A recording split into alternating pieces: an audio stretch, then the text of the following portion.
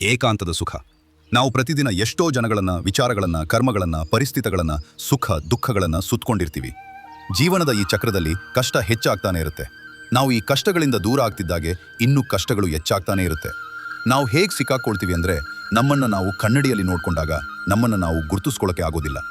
ಹೇಗನ್ಸುತ್ತೆ ನಮ್ಮನ್ನೇ ನಾವು ಕಳ್ಕೊಂಡಾಗೆ. ಅದಕ್ಕೆ ಮುಖ್ಯವಾಗಿರೋದು, ನೀವು ಪ್ರತಿದಿನ ಸ್ವತಃ ನಿಮ್ಮ ಜೊತೆನೆ ಕಳಿಬೇಕಾಗತ್ತೆ. ಅದು ಏಕಾಂತವಾಗಿ. ಇದು ಬಹಳ ಮುಖ್ಯವಾದದ್ದು.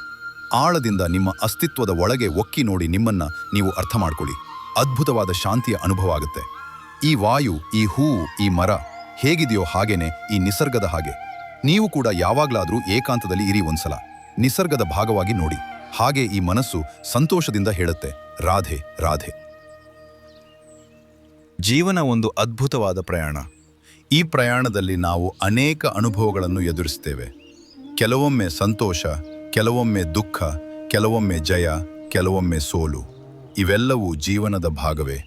ಯಾವ ಪರಿಸ್ಥಿತಿಯಲ್ಲಾದರೂ ನಾವು ಧೈರ್ಯವನ್ನು ಕಳೆದುಕೊಳ್ಳಬಾರದು. ನಮ್ಮ ಮೇಲೆ ನಮಗೆ ನಂಬಿಕೆ ಇದ್ದರೆ ಯಾವ ಸಂಕಷ್ಟವೂ ನಮ್ಮನ್ನು ಸೋಲಿಸಲು ಸಾಧ್ಯವಿಲ್ಲ. ಶ್ರಮ, ಸಹನೆ ಮತ್ತು ನಿಷ್ಠೆ ಯಶಸ್ಸಿನ ನಿಜವಾದ ದಾರಿ ತೋರಿಸ್ತವೆ.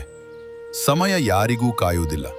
ಆದುದರಿಂದ ಪ್ರತಿಯೊಂದು ಕ್ಷಣವನ್ನು ಸರಿಯಾದ ರೀತಿಯಲ್ಲಿ ಬಳಸಿಕೊಳ್ಳಬೇಕು.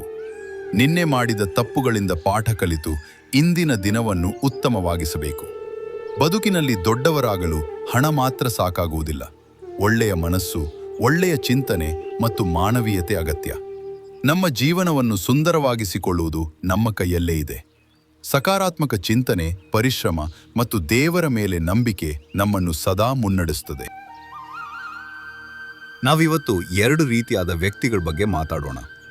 ಮೊದಲನೇ ವ್ಯಕ್ತಿ ಯಾರು ಅಂದ್ರೆ, ಅವನು ಅವನ ಅವಶ್ಯಕತೆಗಿಂತ ಬಹಳ ಹೆಚ್ಚು ಹಣ ಸಂಪಾದನೆ ಮಾಡ್ತಾನೆ. ಅವನತ್ರ ಎಷ್ಟು ಹಣ ಇರುತ್ತೆ ಅಂದ್ರೆ ಅದರ ಅವಶ್ಯಕತೆ ಅವನಿಗೆ ಇರೋದೇ ಇಲ್ಲ. ಆಗ್ಲೂ ಅವನು ಹೆಚ್ಚು ಹಣವನ್ನು ಸಂಪಾದನೆ ಮಾಡೋ ಪ್ರಯತ್ನದಲ್ಲೇ ಇರ್ತಾನೆ. ಎಲ್ಲ ರೀತಿಲೂ ಪ್ರಯತ್ನ ಮಾಡ್ತಾನೆ. ಎಲ್ಲ ಕೆಲಸಗಳನ್ನು ಮಾಡ್ತಾನೆ. ಅದು ಕೆಟ್ಟ ಕೆಲಸ ಆಗಲಿ ಅಥವಾ ಒಳ್ಳೆ ಕೆಲಸ ಆಗಲಿ, ಅದರಿಂದ ಅವನಿಗೆ ಏನು ವ್ಯತ್ಯಾಸ ಅನ್ಸೋದೇ ಇಲ್ಲ. ಅವನೇನಿದ್ರೂ ಈ ಜಗತ್ತಿನ ಎಲ್ಲ ಸುಖವನ್ನ ಅನುಭವಿಸ್ಬೇಕು ಅಷ್ಟೇ. ಎಲ್ಲ ಅನುಕೂಲಗಳನ್ನ ಪಡ್ಕೋಬೇಕು. ಜೀವನ ಪೂರ್ತಿ ಪ್ರಯತ್ನ ಮಾಡೋದ್ರಲ್ಲೇ ಇದ್ಬಿಡ್ತಾನೆ. ಇವೆಲ್ಲದರ ಜೊತೆ ಅಷ್ಟೇ ಸಂಕಷ್ಟನೂ ಬರುತ್ತೆ, ಅಷ್ಟೇ ಚಿಂತೆನೂ ಇರುತ್ತೆ. ಇವನು ಜೀವನ ಮಾಡೋದ್ರ ಬದಲಾಗಿ ಜೀವನ ಪೂರ್ತಿ ಪ್ರಯತ್ನ ಮಾಡೋದ್ರಲ್ಲೇ ಕಳೆದ್ಬಿಡ್ತಾನೆ. ಹಾಗೆ ಇನ್ನೊಬ್ಬ ವ್ಯಕ್ತಿ, ಅವನಿಗೆ ಅವಶ್ಯಕತೆ ಎಷ್ಟು ಅನ್ನೋದು ಗೊತ್ತಿರುತ್ತೆ. ಅದಕ್ಕೆ ತಕ್ಕಷ್ಟೇ ಹಣವನ್ನ ಸಂಪಾದನೆ ಮಾಡ್ತಾನೆ. ಅದಕ್ಕಿಂತ ಹೆಚ್ಚು ಸಂಪಾದನೆ ಮಾಡೋದಿಲ್ಲ. ಅವನಿಗೆ 2 ಹೊತ್ತಿನ ಊಟ ಸಿಕ್ಬಿಟ್ರೆ, ತಲೆ ಮೇಲೆ ಒಂದು ಸೂರು ಸಿಕ್ಬಿಟ್ರೆ ಅಷ್ಟೇ ಸಾಕು. ಇದ್ರಲ್ಲೇ ಆನಂದವಾಗಿ ಜೀವನ ಕಳೆದ್ಬಿಡ್ತಾನೆ. ಬೇಡದೇ ಇರೋ ಚಿಂತೆನೂ ಇರೋದಿಲ್ಲ, ವ್ಯರ್ಥವಾದ ಒತ್ತಡನೂ ಇರೋದಿಲ್ಲ. ಈಗ ನಿಮ್ನೆ ಕೇಳಿದ್ರೆ, ಈ ಇಬ್ಬರು ವ್ಯಕ್ತಿಗಳಲ್ಲಿ ನೀವು ಯಾವ ವ್ಯಕ್ತಿ ಆಗೋಕೆ ಬಯಸ್ತೀರಾ ಅಂದ್ರೆ, ಬಹಳಷ್ಟು ಜನ 2ನೇ ವ್ಯಕ್ತಿ ಆಗೋಕೆ ಇಷ್ಟಪಡ್ತೀವಿ ಅಂತಾರೆ. ಆದ್ರೆ ಗಮನ ಇಟ್ಟು ನೋಡಿದ್ರೆ, ನೀವು ಮಾಡೋ ಕೆಲಸಗಳೆಲ್ಲ ಮೊದಲನೇ ವ್ಯಕ್ತಿಯ ಹಾಗೇನೆ. ನೀವು ಯಾವಾಗ್ಲೂ ಪ್ರಯತ್ನ ಮಾಡೋದ್ರಲ್ಲೇ ಇರ್ತೀರಾ. ಅದು ಬೇಕು, ಇದು ಬೇಕು, ಇದನ್ನೂ ಪಡ್ಕೋಬೇಕು, ಅದನ್ನೂ ಪಡ್ಕೋಬೇಕು. ಆದ್ರೆ ಎಲ್ಲವನ್ನ ಪಡ್ಕೊಂಡಿರ್ತೀರಾ. ಆದ್ರೆ ಪ್ರಶ್ನೆ ಏನು ಅಂದ್ರೆ, ನಿಮ್ಗಿದೆಲ್ಲದರ ಅವಶ್ಯಕತೆ ಇದೆಯಾ? ಇದಕ್ಕುತ್ತರ ನಿಮ್ಮ ಮನಸ್ಸಿನಲ್ಲೇ ಇರುತ್ತೆ.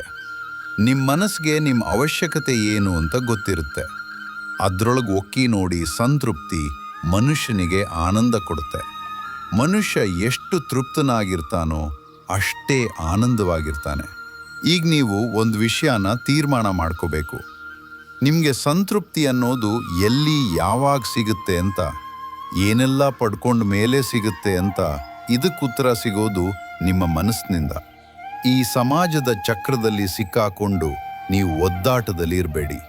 ನಿಮ್ಮೊಳಗಿರೋ ಸುಳ್ಳು ಅಹಂಕಾರವನ್ನ ಎಚ್ಚರಿಸಿಕೊಳ್ಳೋದಿಕ್ಕೋಸ್ಕರ ನೀವು ಹೀಗೆ ಪ್ರಯತ್ನ ಮಾಡ್ತಾ ಇದ್ರೆ ಇನ್ನು ಜೀವನ ಹೇಗೆ ಮಾಡ್ತೀರಾ? ಇದನ್ನ ನಿಲ್ಲಿಸಿ ಪ್ರಶಾಂತವಾಗಿ ನಿಮ್ಮ ಒಳಗಿನ ಮನಸ್ಸಿಗೆ ಹೋಗಿ ನೋಡಿ. ತೃಪ್ತಿ ಎಲ್ಲಿದೆ ಅಂತ ಹುಡುಕಿ ಆ ತೃಪ್ತಿಯನ್ನ ಪಡ್ಕೊಳ್ಳಿ. ಆಗ ಈ ಮನಸ್ಸು ಸಂತೋಷದಿಂದ ರಾಧೆ ರಾಧೆ